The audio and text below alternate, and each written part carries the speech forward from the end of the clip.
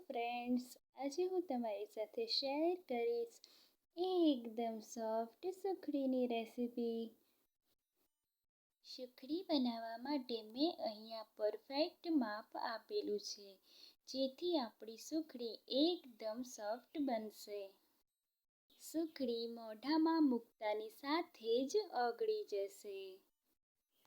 સુખડી બનાવવા માટે ગોળનો પાયો કરવાને બદલે લોટને શેકીને લેવાથી આપણી સુખડી એકદમ ટેસ્ટી બનશે. ચાલો રેસીપી શરૂ કરીએ.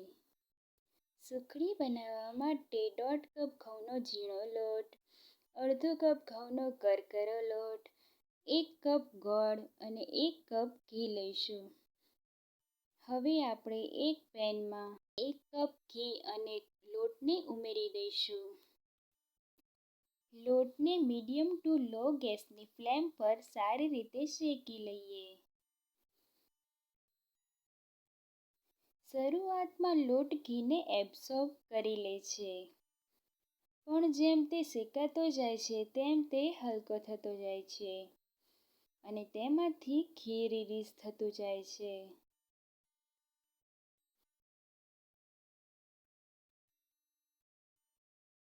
લોટને આપણે 15 મિનિટ સુધી શેકી લઈશું.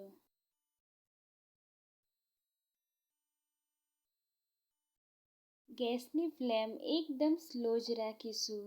જો ગેસની ફ્લેમ હાઈ રાખવામાં આવશે તો લોટ બળી જશે. એ વાતનું ખાસ ધ્યાન રાખવું.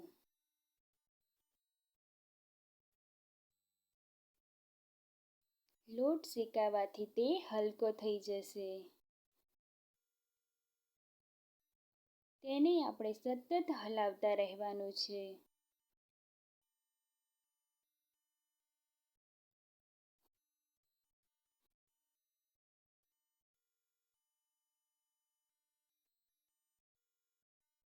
હવે આપણો લોટ શેકાવા આવ્યો છે, જેથી તે એકદમ હલકો થઈ ગયો છે.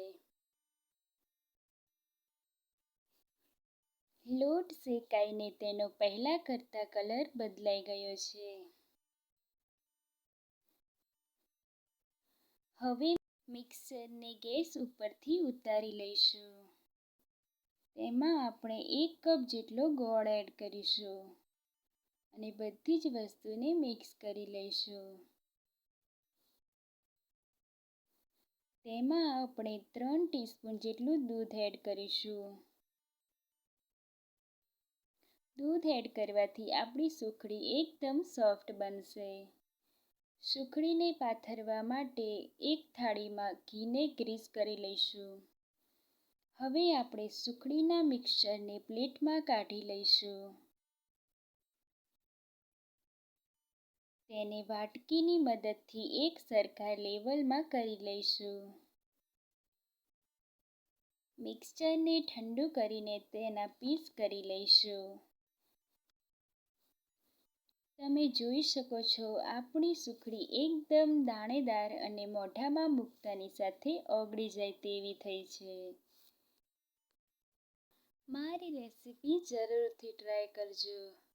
ફરી મળીએ નવી રેસીપી સાથે.